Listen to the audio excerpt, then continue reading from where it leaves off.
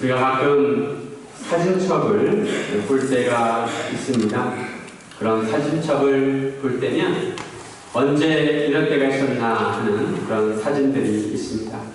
요즘은 핸드폰이 좋아져서 핸드폰으로도 사진을 많이 찍습니다. 핸드폰에 사진첩을 보다 보면 시간의 흐름이 하루처럼 흘러가는 것을 우리가 알 수가 있습니다. 인생은 짧고 예술은 길다, 예술은 길다 이런 말이 있습니다. 그러나 예술은 짧고 인생은 길다 이런 말을 할 때가 올 것입니다. 우리가 영생을 살게 되면 예술은 짧고 인생은 영원할 것입니다. 하지만 아직은 인생이 짧은 것 같습니다. 많은 사람들이 인생에 대해서 여러 가지 말을 합니다. 어떤 사람은 인생을 이렇게 살아야 한다고 하고 어떤 사람은 인생을 저렇게 살아야 한다고 말합니다. 우리는 인생을 어떻게 살아가야 할까요? 우리나라는 유교문화이기 때문에 각 가정마다 또 집안마다 족보가 있습니다. 우리의 뿌리라고 할 수가 있습니다. 우리의 조상이 누구인가 그 족보를 보면 알 수가 있습니다.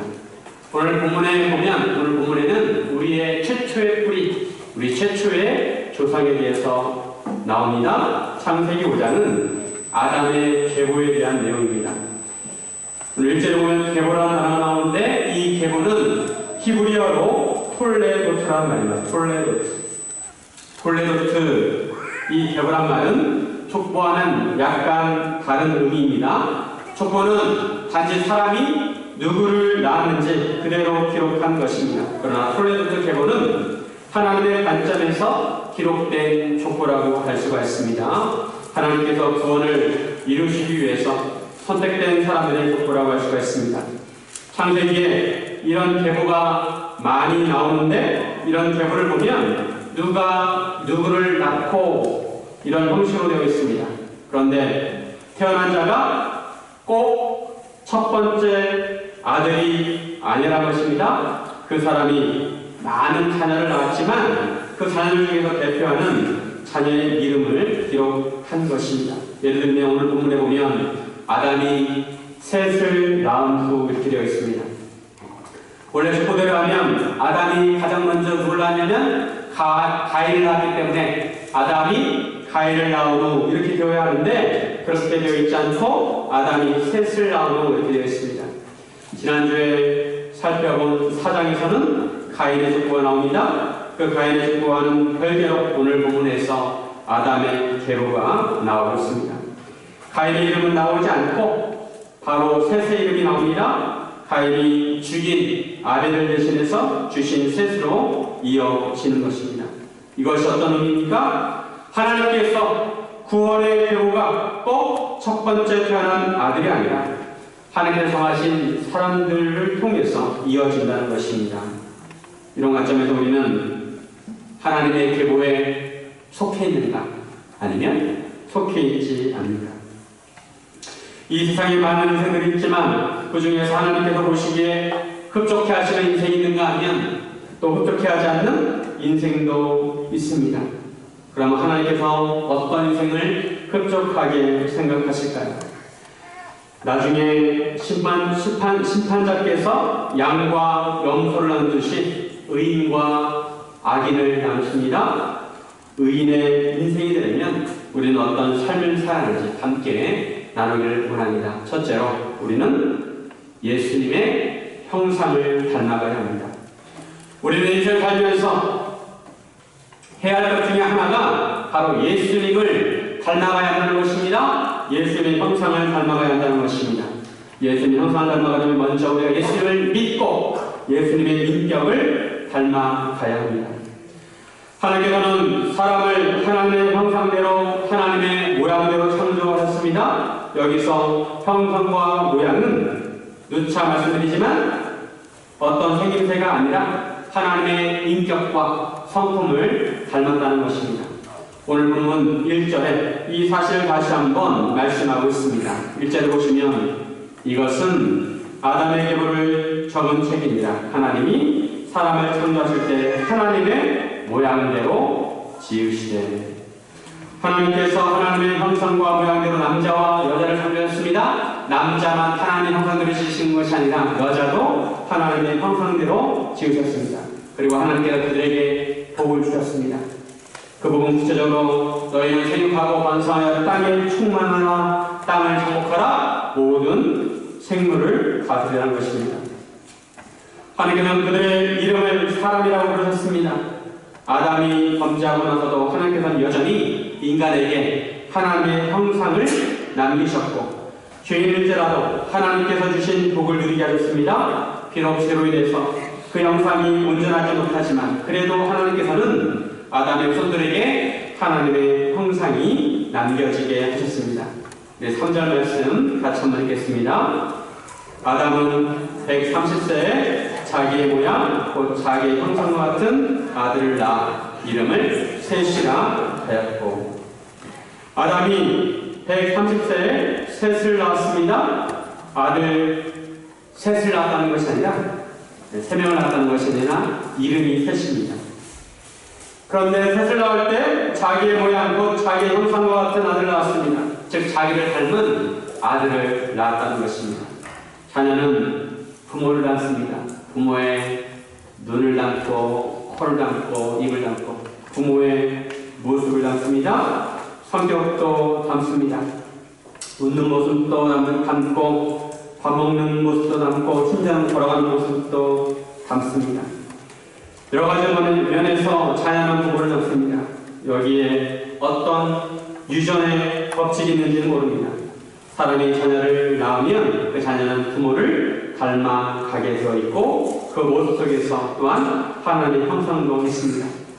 아담이 하나님의 형상대로 지음을 받았듯이 그의 아들에게도 하나님의 형상이 전해지게 되었습니다. 이것은 하나님께서 주신 복이라고 할 수가 있습니다. 만약 사람이 아들 낳는데 그 아들이 하나님의 형상이 없다면 어떨까요?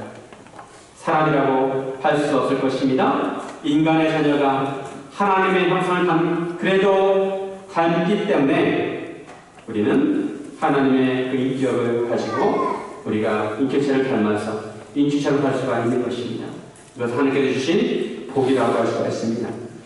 그런데 문제는 우리가 부모로부터 하나님의 형상을 물려받았지만 그것이 온전하지 않다는 것입니다. 하나님의 형상이 죄로 인해서 일그러지고 쭈그러졌다는 것입니다. 하나님께서는 온전히 거룩하고 선하신데 우리는 거룩하지도 않고 선하지도 않습니다.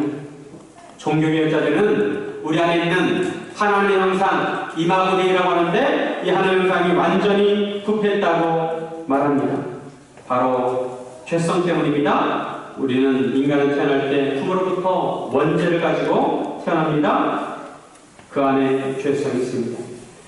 하나님께서 이런 인간들의 죄성을 보실 때마다 마음이 많이 아프셨을 것입니다. 마치 장애아를 가진 부모가 자기 자녀를 볼 때마다 이 아이를 어떻게든 고쳐야 될 텐데 안쓰러운 마음으로 그 아이를 바라보듯이 하나님께서 우리를 바라보셨을까요? 자녀가 큰 병에 걸려 있으면 부모는 그 자녀를 볼 때마다 그 병을 고치기 위해서 마음을 많이 쓰게 될 것입니다. 마찬가지로 하나님께서 인간을 보실 때마다 인간 속에 있는 죄의 문제를 해결해주고 싶은 마음이 굴뚝 닫히셨을 것입니다. 그래서 하나님께서 죄성을 가진 인간을 고치시려고 그런 사람들을 미리 정하셨습니다. 로마서 8장 29절 30절 말씀. 하나님 미리 하신 자들 또한 그 아들의 형상을 본받게 하기 위하여 미리 정하셨으니 이는 그로 말미암아 형제 중에서 맏아들이 되게 하려 하심입니다. 또 미리 정하신 그들을 또한 부르신 그들을 또한 의롭다 하시고 의롭다 하신 그들을 또한 영화롭게 하셨느니라. 우리를 왜 하나님께서 정하시고 부르시고 의롭게 하셨냐면 그의 아들의 형상을 본받게 하기 위해서 우리를 부르셨다는 것입니다. 하나님의 아들의 형상은 온전합니다. 우리가 회복해야 할 하나님의 형상입니다. 이러한 형상을 본받게 하기 위해서 하나님은 우리를 사람들을 미리 정하시고 그들을 부르시고 의롭게 하시고 영원롭게 하시는 것입니다. 바로 이것이 하나님께서 인간을 향하신 로드맵입니다.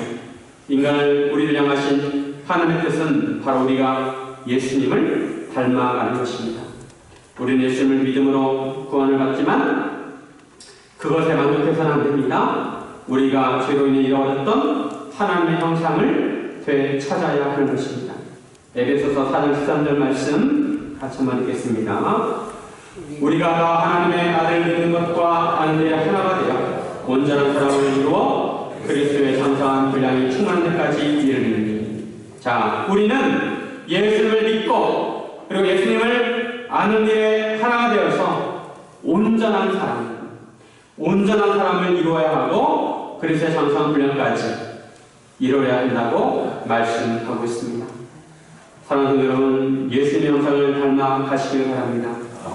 예수님의 인격을 닮아가고 예수님처럼 말하고 예수님처럼 생각하고 예수님처럼 행동하고 예수님처럼 사시길 바랍니다. 이것이 우리가 지향해야 될 목표인 것입니다. 올해 제자훈련을 시작했는데 제자훈련의 목적이 바로 여기 있습니다. 예수님을 닮기 위해서는 저절로 되지 않습니다. 훈련을 받아야 합니다. 말씀을 통해서 예수님께서 어떤 생각을 하셨을까? 예수님께서 어떤 마음을 가지셨을까? 구체적으로 깨달아야 합니다. 단지 말씀을 들었다고 만족해서는 안 됩니다. 말씀을 듣는 것만으로 삶이 변하지 않습니다. 말씀을 깊이 묵상하고 그 말씀을 붙들고 그 말씀 속에서 진리를 캐내고 그 진리를 삶에 적용할 때 하루하루 말씀에 적용하는 그런 삶을 살아갈 때 우리가 조금이라도 예수님을 닮아가게 되는 것입니다. 그래서 제자훈련을 하는 것입니다. 한 조각가가 큰 돌을 정으로 깎아 내려갑니다. 처음에는 어떤 모양인지 모릅니다. 그러나 그 돌을 깎아내고 다듬다 보면 아주 아름다운 작품이 만들어지는 것입니다. 하나님도 마찬가지로 우리의 모난 부분이 있습니다. 그 부분을 하나님께서 깎아내시고 다듬으셔서 우리를 아름다운 하나님의 형상으로 만들어 가시는 것입니다. 유리공예를 하는 사람은 유리를 녹여서 멋진 작품을 만듭니다. 유리가 먼저 녹아진 유리를 가지고 아름다운 작품을 만드는 것입니다. 그렇듯이 하나님께서도 우리를 아름다운 하나님의 작품을 만드시려고 우리를 녹이십니다. 예레미야 9장 7절 말씀. 그러므로 만군의 여호와께서 이와 같이 말씀하시되 보라 내가 내 딸 백성을 어떻게 처치할꼬 그들을 녹이고 연단하리라. 하나님께서 죄로 인해 불순종하는 하나님의 백성들을 녹이시고 연단하셔서 우리 안에 있는 불순물과 죄들을 제거하신다는 것입니다. 우리 모습 가운데 어떤 부분은 깎여지고 어떤 부분은 다듬어지고 어떤 부분은 녹아질 때 우리가 때로 아픔을 끼고 쓰라릴 수 있습니다. 그러나 그런 모든 과정을 통해서 하나님께서는 우리를 하나님의 형상으로 빚어 가시는 것입니다. 우리는 주님의 멋진 형상을 닮아가기 위해서 녹아져야 합니다. 쇠로 농기구를 만들 때 쇠를 뜨거운 물에 달궈가지고 빨갛게 달궈졌을 때 망치로 두들겨서 농기구를 만듭니다. 마찬가지로 우리도 그처럼 빨갛게 달궈져서 하나님의 손에 다듬어질 때 우리가 하나님의 형상을 이루어 가는 것입니다. 사랑하는 여러분, 하나님의 손길을 따라 다듬어지고 녹아져서 그리스도 형상을 닮아가시기를 주님의 이름으로 축원드립니다. 둘째, 우리는 하나님과 동행해야 합니다. 하나님과 함께 걸어가야 합니다. 오늘 결론을 보면 아담부터 10세대가 나옵니다. 그런데 각 사람에 대한 말씀이 패턴이 있습니다. 누가 몇 세에 누구를 낳고 누구를 낳은 후 몇 년을 지내며 자녀를 낳다가 몇 세에 죽었다. 그런데 7대 에녹을 보면 이런 패턴이 적용되지 않습니다. 에녹은 죽지 않습니다. 하나님께서 에녹을 데려가십니다. 5장 24절 말씀 같이 한번 읽어볼까요?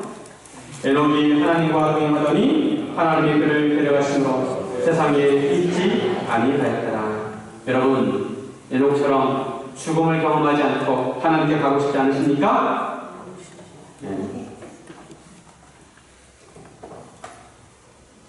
제 아이는 이것이 소원이라고 합니다. 죽음을 경험하지 않고 하나님께 가는 게 소원이라고 합니다. 이처럼 죽음을 경험하지 않고 하나님께 데려가시는 경우가 에녹과 엘리야였습니다. 인류역사에 있어서 아주 드문 일입니다. 에녹은 65세에 무드셀라를 낳았습니다. 무드셀라를 낳은 후 300년을 하나님과 동행하며 자녀를 낳았습니다. 그리고 하나님께서 그를 데려가심으로 세상에 있지 않았습니다. 인간은 누구나 죽음을 경험합니다. 그 인생이 죽음으로 막을 내립니다. 이것은 절대적인 진리였습니다.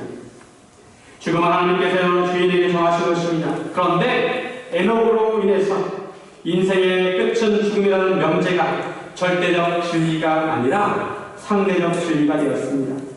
절대적 진리는 예외가 없는 것인데 에녹으로 인해서 예외가 생긴 것입니다. 하나님께서는 왜 에녹을 그냥 데려가셨을까요? 오늘 본문에 보면 에녹이 하나님과 동행하였기 때문입니다. 에녹은 무드셀라를 낳은 후 하나님과 300년 동안 동행하였습니다. 그럼 하나님과 동행했다는 것은 어떤 의미일까요? 히브리서 11장 5절과 6절에 보시면 히브리서 11장 5절과 6절 믿음으로 에녹은 죽음을 보지 않고 옮겨졌으니 하나님의 그를 옮기심으로 다시 보이지 아니하느니라. 그는 옮겨지기 전에 하나님을 기쁘시게 하는 자라는 증거를 받았느니라. 믿음이 역시는 하나님을 기쁘시게 하지 못하나니 하나님께 나가는 자는 반드시 그가 계신 것과 또한 그가 자기를 찾는 자들에게 상 주시는 이심을 믿어야 할지니라. 에녹은 옮겨지기 전에 하나님을 기쁘시게 하는 자였습니다. 그런 증거를 받았습니다. 에녹이 어떻게 하나님을 기쁘시게 했을까요? 에녹은 믿음으로 하나님께 나갔습니다. 에녹은 하나님께서 반드시 계신 것과 하나님을 찾는 자들에게 상 주시는 이심을 믿었습니다. 아담의 후손들은 죄로 인해서 하나님으로부터 점점 멀어져 갔습니다. 죽음에 더욱더 가까워졌습니다. 하나님을 두려워했습니다. 이런 상황에서 에녹은 하나님에 대한 믿음을 가졌다는 것입니다. 믿음은 바로 이런 것입니다. 하나님이 계심을 믿고 하나님을 찾고 하나님께 나아가면 하나님께서 반드시 나에게 상을 주실 것이다. 이런 믿는 믿음을 가졌다는 것입니다. 이런 믿음이 하나님을 너무도 기쁘게 하셨어요. 에녹이 이런 믿음을 가졌기 때문에 이 에녹의 믿음을 볼 때마다 하나님은 너무나 흥분하셨고 기뻐하셨습니다. 사람들의 죽음을 보면서 하나님의 진노와 저주를 생각하였습니다. 하나님 앞에 두려워하였습니다. 마치 아담이 하나님을 죄를 지고 나서 하나님을 두려워서 나무 뒤에 숨은 것처럼 하나님을 피했습니다. 그리고 하나님은 무서운 분이다 이렇게 생각했습니다. 그러나 에녹은 하나님을 향해서 하나님은 사랑이시다. 하나님은 인자시다. 이런 믿음을 가졌습니다. 하나님은 원래 무서운 분이 아니라 인간을 너무나 사랑하시고 인간에게 재앙을 주시는 분이 아니라 평안을 주시는 분이라는 것을 믿었던 것입니다. 에녹은 하나님을 향해서 이런 믿음이 있었던 것입니다. 에녹은 하나님을 향해서 무서운 이미지가 아니라 사랑의 이미지, 하나님의 인자심에 대한 믿음을 가졌던 것입니다. 이런 믿음을 가진 에녹은 항상 하나님과 동행하였습니다. 하나님과 동행하며라는 구절은 다른 번역본에 보면 하나님과 같이 걸었다, 하나님과 깊은 교제를 나눴다 이렇게 번역하고 있습니다. 하나님과 동행하는 것은 하나님과 깊은 교제를 나누고 하나님의 뜻을 알고 하나님의 뜻대로 살았다는 것입니다. 누구와 함께 걸으면 같은 방향을 바라봐야 하고 보조를 맞춰야 합니다. 그래야 함께 걸을 수가 있습니다. 에녹은 하나님과 친밀한 관계를 유지하고 하나님과 동행할 줄 알았습니다. 함께 하나님과 걸으면서 꽃향기를 맡을 수 있었고 함께 멋진 단풍을 보면서 마음을 나누기도 하였을 것입니다. 우리나라에서 가장 권력이 많은 사람은 대통령입니다. 그래서 사람들이 서로 대통령을 만나려고 합니다. 대통령과 가까운 사람은 다른 사람이 건드리지 못합니다.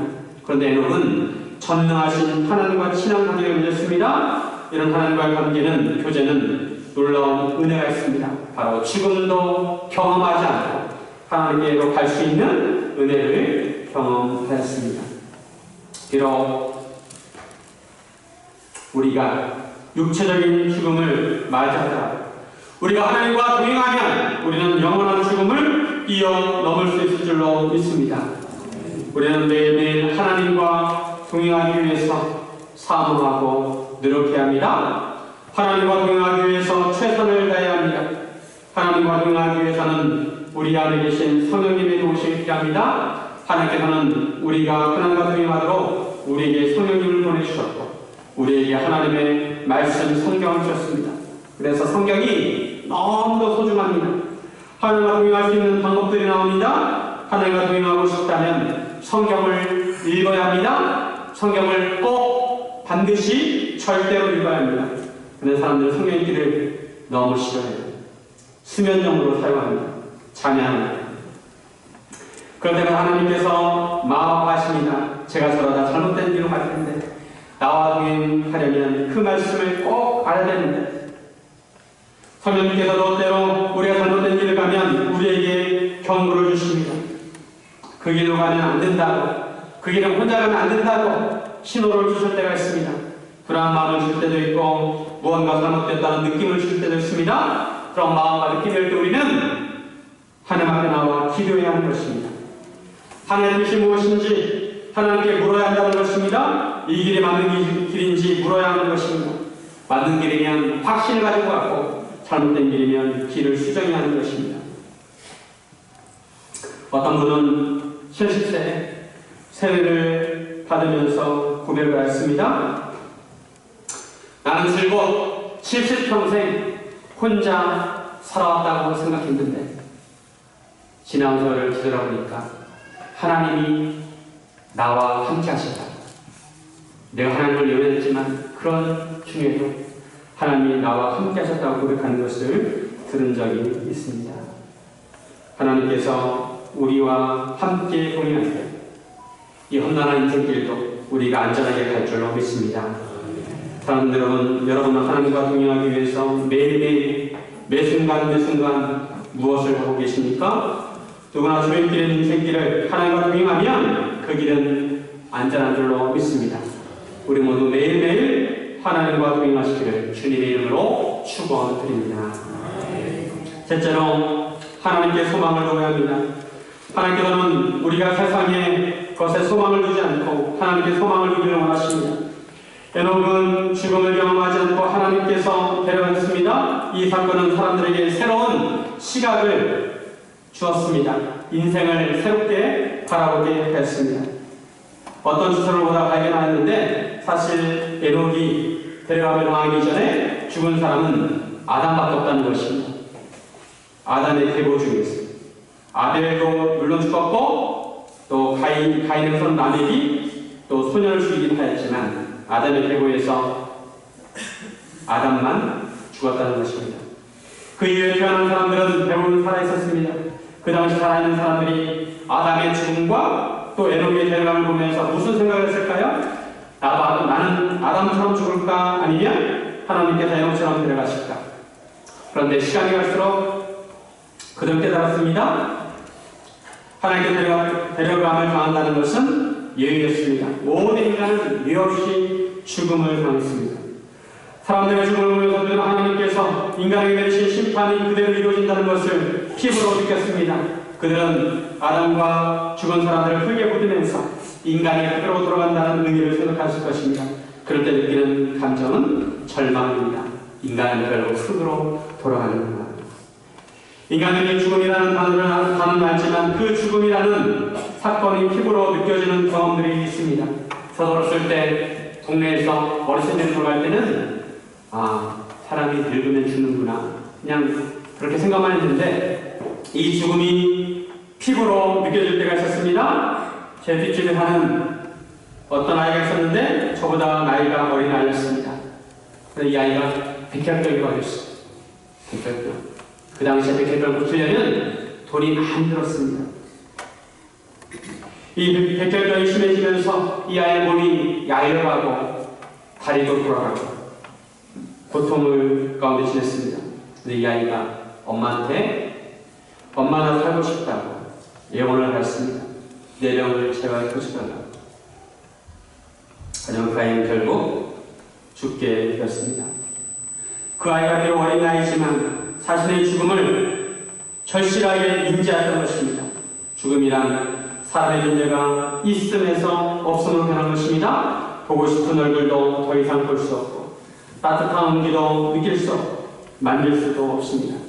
다만 머릿속에 마음속에 그 사람에 대한 생각과 추억이 남아 있을 뿐입니다. 그런데 이러한 죽음은 먼저 간 사람들에게만 오는 것이 아니라 누구에게나 우리 모두에게 찾아오는 것입니다. 비록 우리 죽음을 경험하자 하나님께 데려가셨지만 인간은 결국 하나님께서 정하신 것처럼 죽음을 맞이합니다. 오늘 본문에 나온 족보에 반복되는 단어가 바로 죽었다라는 죽었다. 그런데 오늘 본문에 나오는 사람들의 특징이 있는데 그 특징을 보면 오늘날에 비해서 오래 살았다는 것입니다. 너무 오래 살았어요? 보통 오늘 계보를 보니까 800세, 900세 이렇게 살았습니다. 그 당시에 책을 썼다면 100세에 알아야 할 3가지 이런 거라든지 아니면 300세 이걸 알았더라면 이런 책을 썼을 것 같습니다. 에녹의 아들 무드셀라는 성경에 나온 인물 중에 가장 오래 살았습니다. 969년 거의 1000년 가까이 살았습니다. 왜 이렇게 사람들이 그 당시에 오래 살았을까요? 창조과학자들이 추측하기를 노아의 홍수 전에는 하나님께서 천지를 만드실 때 둘째 날에 궁창 위의 물과 궁창 아래의 물로 나눠지게 하셨는데 노아의 홍수 이전에는 하늘에 이 물의 층이 있었다는 것입니다. 그 물의 층으로 인해서 인간이 갈 수 있는 환경이 지금보다 훨씬 좋았다는 것입니다. 그래서 인간들이 오래 살 수 있었다는 것이죠. 하지만 그렇게 오래 살아도 사람들의 마음속에 절망감이 있었습니다. 그런데 라멕이 노아를 낳으면서 이런 말을 합니다. 29절 말씀 같이 한번 읽겠습니다. 시작. 이름을 노아라 하여 이르되 여호와께서 땅을 조주하심으로 수고롭게 일하는 우리를 이 아들이 아니하리라 하였더라.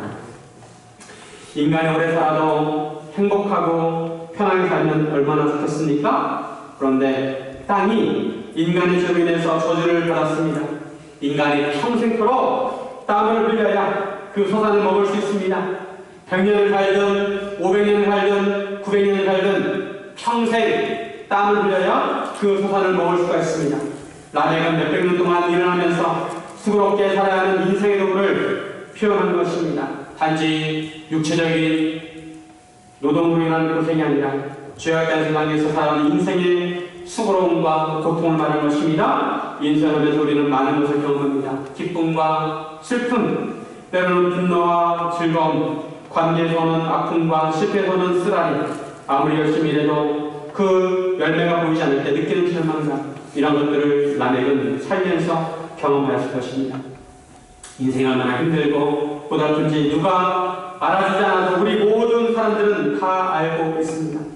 오래 살면 살수록 그 고통과 아픔이 더 클 수도 있습니다. 하지만 라멕은 이러한 인생을 살면서 절망하지 않았습니다. 왜냐하면 하나님이 살아계시기 때문입니다. 라멕은 인생을 살면서 절망도 한편 느꼈겠지만 한편 하나님께 기도를 한 것입니다. 아들 낳아 그 이름을 노아라고 지었습니다. 이 아들이 아니하리라. 하나님께서 이 아들을 통해서 인간을 위로해 주시기를 바라는 마음으로 기도한 것입니다. 우리 인생의 소망이 어디 있습니까? 여러분의 위로자는 누구입니까? 오직 영원히 살아계신 하나님께 있는 줄로 믿습니다. 하나님께서 우리의 위로자이십니다. 하나님께서 우리의 소망이십니다. 이사야 66장 13절 말씀 같이 한번 읽겠습니다. 이사야 66장 13절. 어머니가 자식을 위로함같이 내가 너희를 위로할 것인데 너희가 내 손에 대해서 위로를 받으리니.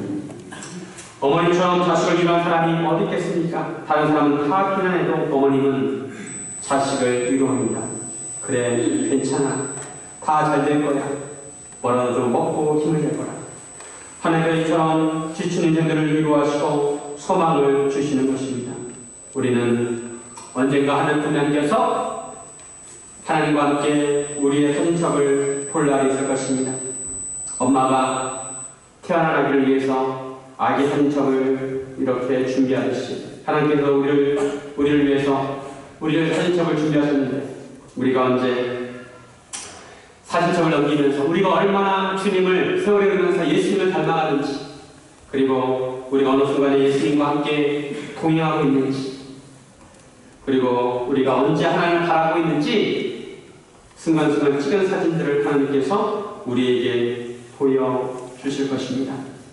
요즘은 핸드폰으로 사진을 많이 찍는데 셀카를 많이 찍습니다. 그런데 우리가 이제는 셀카를 찍지 말고 주님과 함께 동행하면서 주님과 함께 사진을 찍으시기를 바랍니다. 사랑하는 여러분, 하나님께 소망을 주시기 바랍니다. 인생을 살면서 어떤 어려움을 만나더라도 절대 절망하지 마시고 하나님께 소망을 두고 하나님을 찾으시길 바랍니다. 이런 인생을 하나님께서 그냥 두지 않습니다. 반드시 피할 길을 주시고 우리를 구원하실 줄로 믿습니다. 이런 은혜가 우리에게 충만하기를 주님의 이름으로 축원드립니다. 우리 함께 기도하겠습니다.